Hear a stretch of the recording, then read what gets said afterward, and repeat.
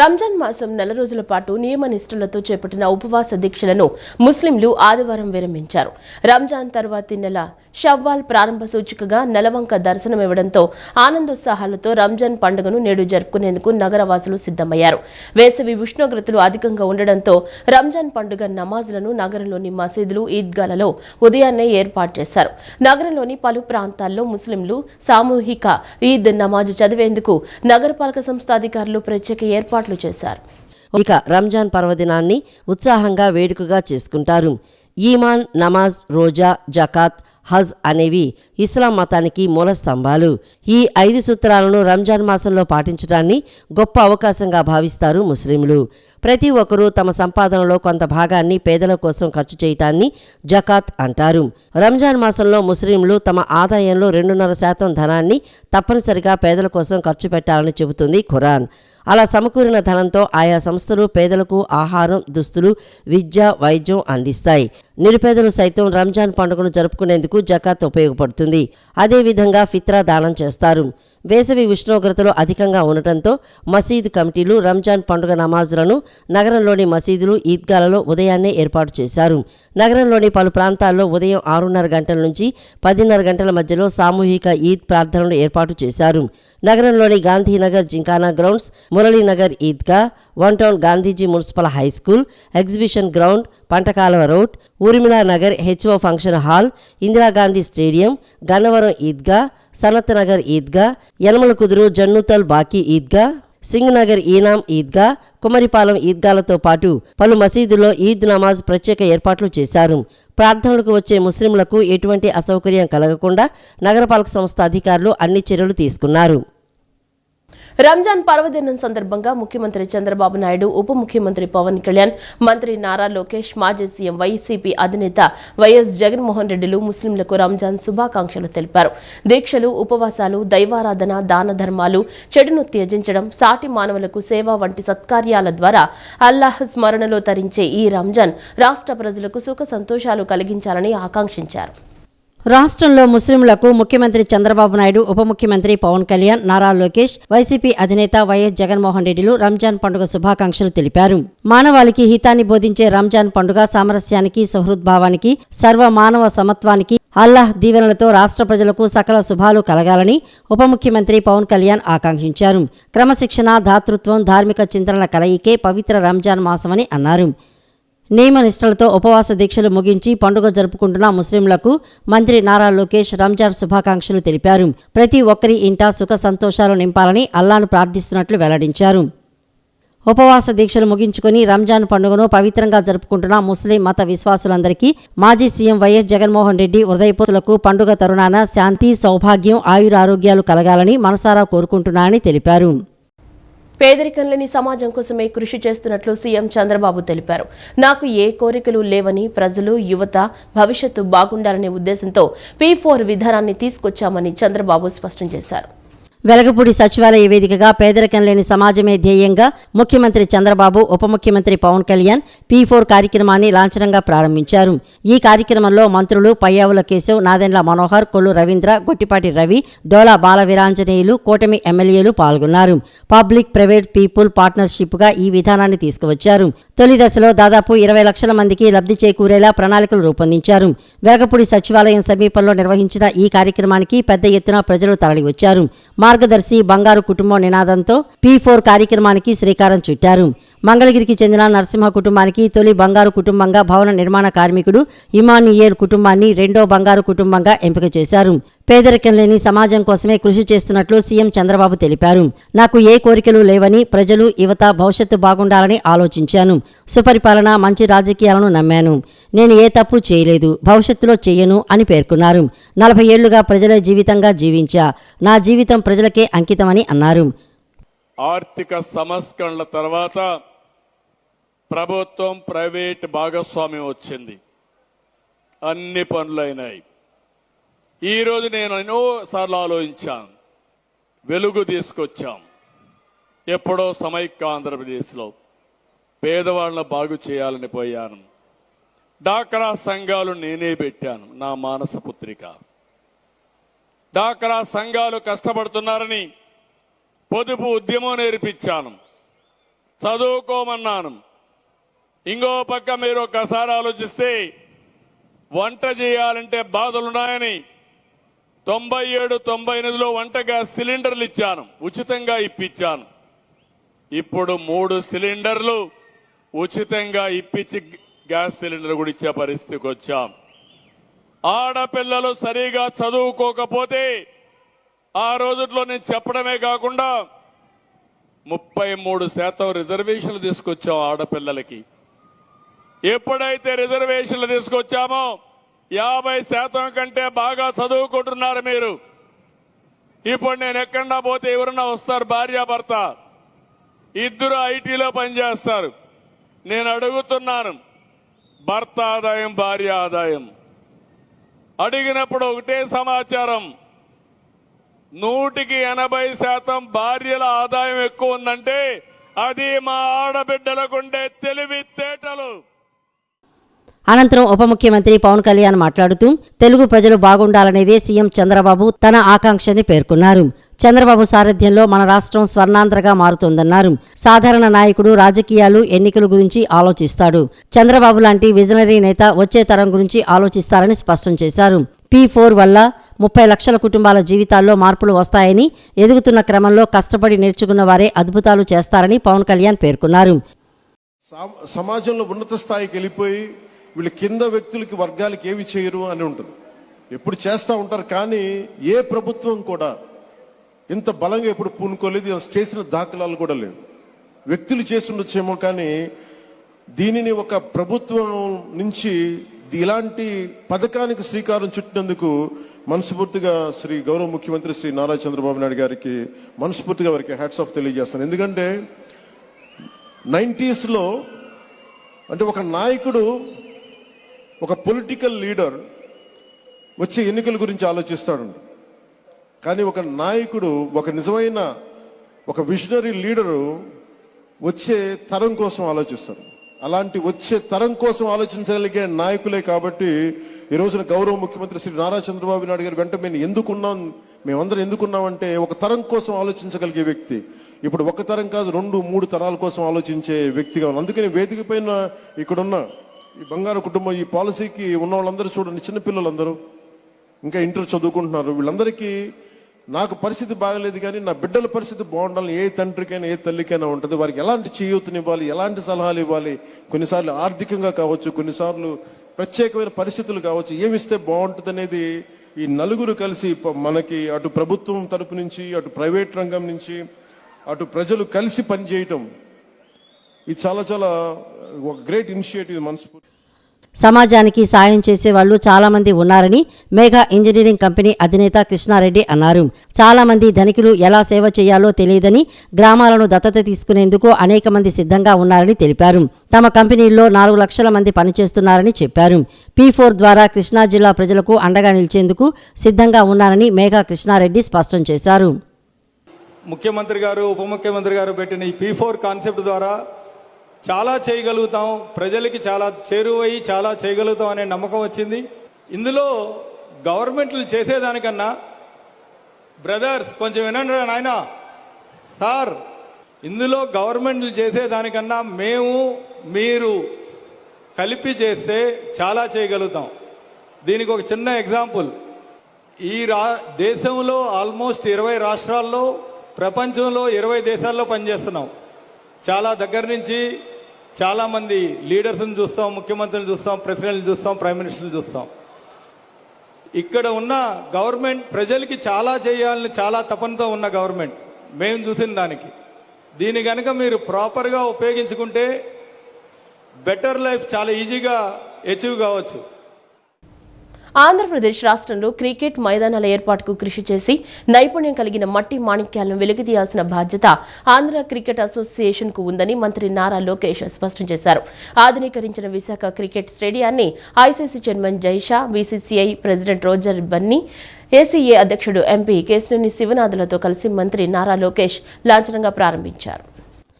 ఇటీవల ఆధునీకరించిన Visakhapatnam ACA VDCA cricket స్టేడియాన్ని ICC chairman Jay Shah, BCCI president Roger Binny, కేంద్ర మంత్రి రామ్మోహన్ నాయుడు, ఏసీఏ అధ్యక్షులు ఎంపీ కేశినేని శివనాథ్, ఎంపీ భరతులతో కలిసి మంత్రి నారా లోకేష్ లాంఛనంగా ప్రారంభించారు. అంతకుముందు స్టేడియానికి చేరుకున్న మంత్రి లోకేష్ కి MP Kesineni Sivanath, ACA vice president Venkatrama Prashant, ACA కార్యదర్శి రాజ్యసభ ఎంపీ సానా సతీష్, ఏసీఏ కోశాధికారి దండమూడి శ్రీనివాసులతో కలిసి పుష్పగుచ్చం అందించి ఘనస్వాగతం పలికారు. స్టేడియంలో చేపట్టిన అభివృద్ధి పనులను మంత్రి నారా లోకేష్, ఐసీసీ చైర్మన్ జైషాలకు ఏసీఏ సభ్యులు వివరించారు.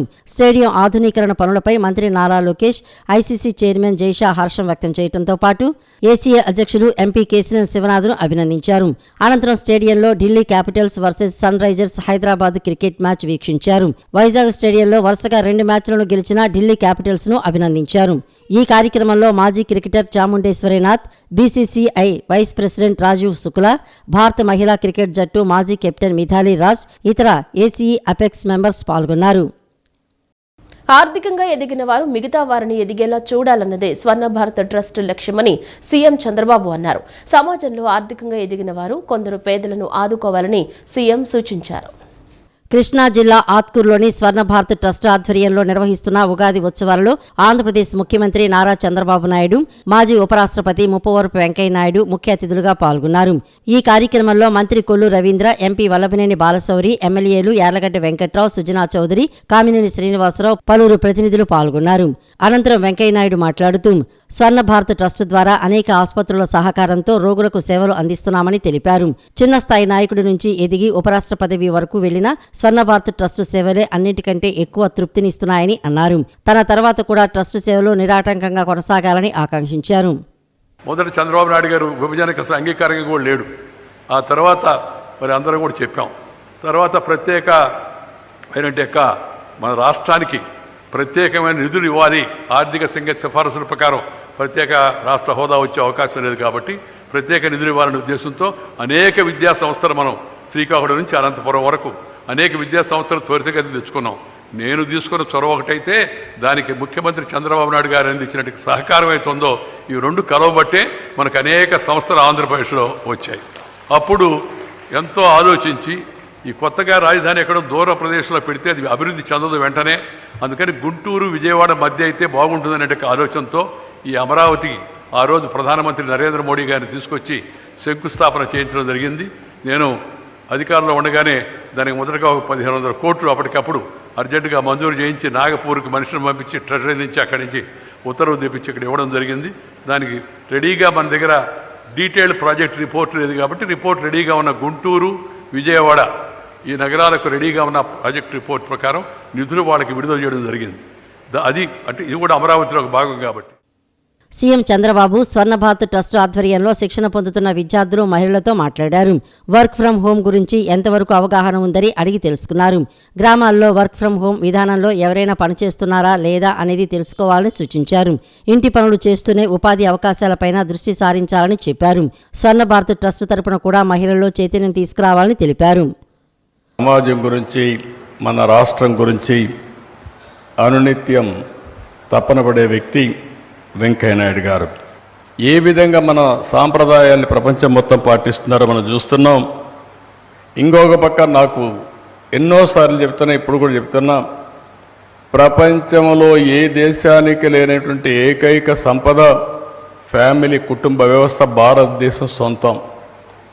మీరు అమెరికాకి వెళ్ళండి, ఇంకో దేశానికి వెళ్ళండి, ఏ దేశానికి వెళ్ళండి, మనకుండే కుటుంబ వ్యవస్థ ఎక్కడా లేదు. దానివల్ల ఇప్పటికి కూడా ఒక సెక్యూరిటీ ఇవన్నీ వచ్చే పరిస్థితికి వచ్చాయి. ఇప్పుడే వెంకయ్య నాయుడు గారు మాట్లాడుతూ ఒక మాట అన్నారు, విలువలు పడిపోతున్నాయని. నాలాంటి వాడు కూడా అనిపిస్తుంది. ఒకప్పుడు నేను వాజ్పేయి గారితో, ఎన్టీ రామారావు గారితో, జ్యోతి బాసు లాంటి వ్యక్తులు, లేకపోతే సమాజంలో విలువలు కలిగిన వ్యక్తులతో పనిచేశాం. ఈరోజు నాకే అనిపిస్తుంది, ఎవరితో పోటీ పడుతున్నామని చూస్తే ఓసారి డిజపాయింట్మెంట్ అవుతుంది. కానీ జీవితంలో సమాజం కోసం నిరంతరం పనిచేయాలి. ఆ ఒక్క ఏకైక లక్ష్యంతో ఇప్పుడు కూడా నేను పనిచేస్తున్నా, చివరి వరకు పనిచేస్తామని చెప్పి నేను మీకు తెలియజేస్తున్నా. బెజవాడ ఇంద్రకీలాద్రి కనకదుర్గమ్మ ఆలయంలో విశ్వావసు నామ సంవత్సర ఉగాది వేడుకలు వైభవోపేతంగా జరిగాయి. శ్రీ దుర్గా మల్లేశ్వరులకు, పరివార దేవతలకు స్నపనాభిషేకం నిర్వహించిన అనంతరం భక్తులకు దర్శన భాగ్యం కల్పించారు. ఉగాది పండుగ సందర్భంగా బెజవాడ కనకదుర్గమ్మ ఆలయం భక్తులతో కిటకిటలాడింది. ఇంద్రకీలాద్రి కనకదుర్గమ్మ ఆలయంలో విశ్వావసునామ సంవత్సరం ఉగాది వేడుకలు కనుల పండుగగా నిర్వహించారు. శ్రీ దుర్గా మల్లేశ్వరులకు పరివార దేవతలకు శ్రవణాభిషేకం నిర్వహించిన అనంతరం భక్తులకు దర్శన భాగ్యం కల్పించారు. భక్తులు పెద్ద సంఖ్యలో తరలివచ్చి జగన్మాతను దర్శించుకున్నారు. వసంత నవరాత్రుల సందర్భంగా దేవస్థానంలో నటరాజస్వామి వారి ఆలయం పక్కన నిర్మించిన పూజా మండపంలో పుష్పార్చన నిర్వహించారు. నవరాత్రుల మొదటి రోజైన శ్రీ అమ్మవారికి మల్లెపూలు మరువంతో అర్చన శాస్త్రోక్తంగా నిర్వహించారు. మధ్యాహ్నం 3 గంటల నుండి ఉగాది పంచాంగ శ్రవణం కార్యక్రమం పుష్పార్చన ప్రదేశంలో జరిగింది. దేవస్థానం ఆస్థాన సిద్ధాంతి చల్లా శ్రీనివాస శర్మ పంచాంగ వివరాలు వెల్లడించారు.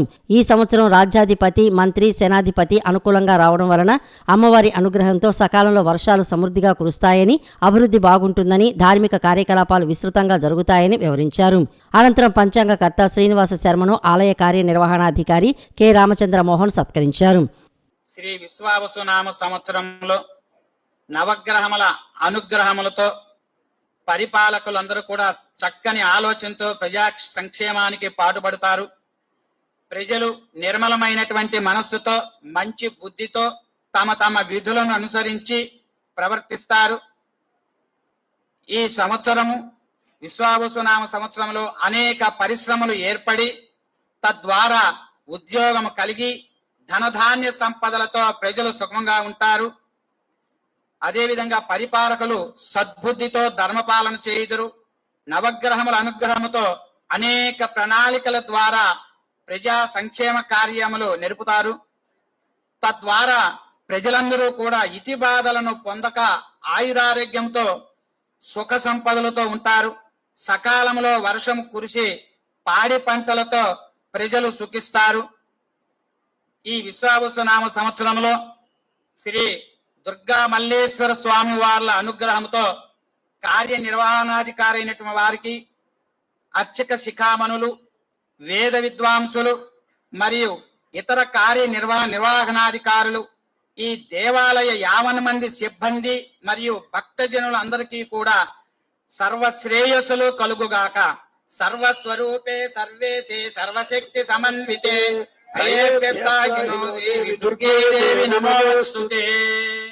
ఈ కార్యక్రమంలో స్థానాచార్య శివప్రసాద్ శర్మ, ఆలయ అధికారులు, వైదిక కమిటీ సభ్యులు తదితరులు పాల్గొన్నారు.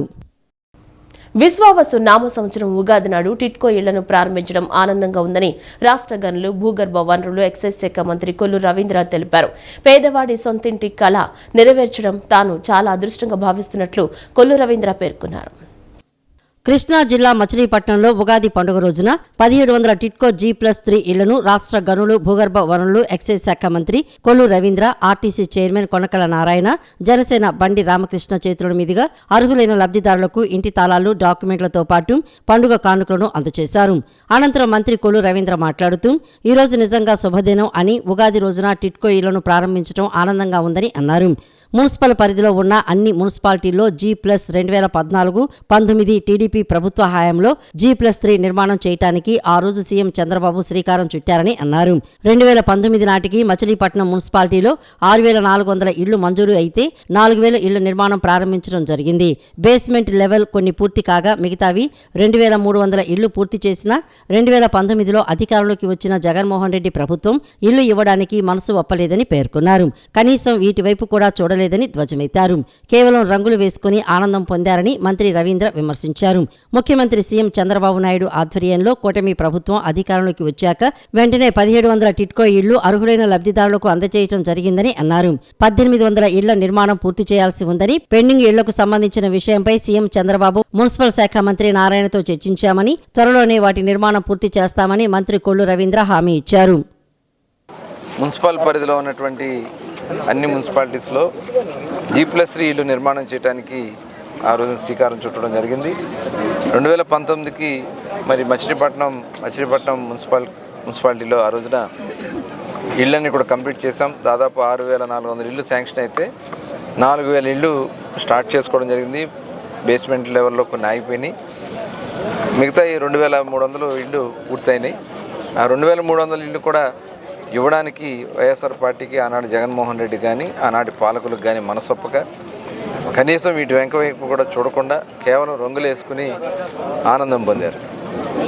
ఇవాళ గౌరవ ముఖ్యమంత్రి చంద్రబాబు నాయుడు గారు మళ్ళీ ప్రభుత్వం వచ్చిన తర్వాత మరి ఈరోజు 1700 మందికి వాళ్ళు తాత్కాలికంగా ఎన్నికల ముందు ఒక 500 మందికి కీస్ హ్యాండ్ ఓవర్ చేశారు సుమారుగా.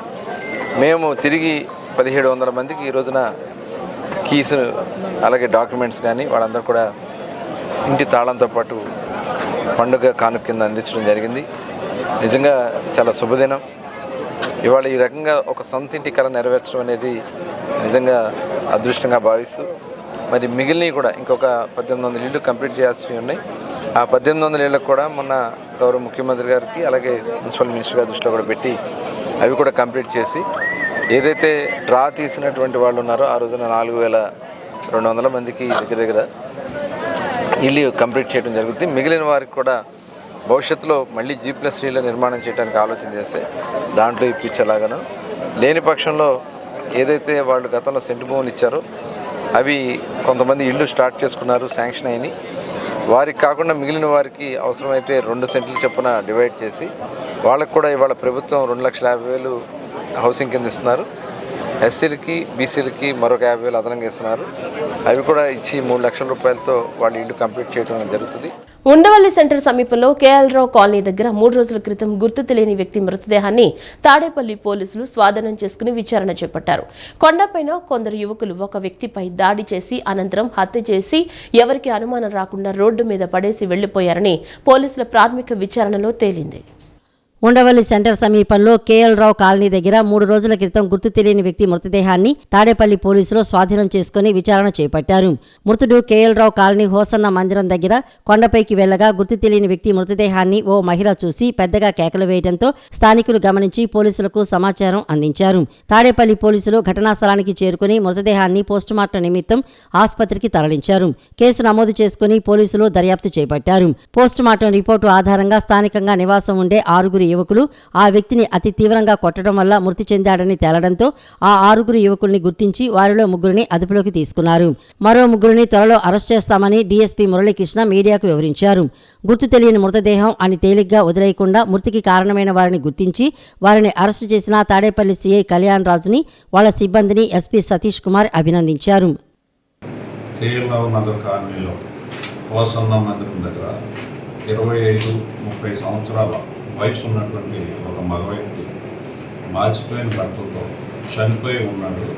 అతను పేరు ఊరు తెలియదు అని అతని మరణం మీద అనుమానం ఉంది, సందేహాస్పదంగా ఉంది అని చెప్పి విఆర్ఓ గారు, ఆ ఏరియా విఆర్ఓ గారు ఇచ్చినటువంటి రిపోర్ట్ మీద తాడేపల్లి పోలీస్ స్టేషన్లో ఒక ఎఫ్ఐఆర్ నమోదు చేసింది. ఈ కేసుని 174 CRPCగా కేసు రిజిస్టర్ చేశారు. అంటే 194 కొత్త చట్టం 194 బిఎన్ఎస్గా అనుమానాస్పదంగా కేసు నమోదు చేసి దర్యాప్తు చేశారు.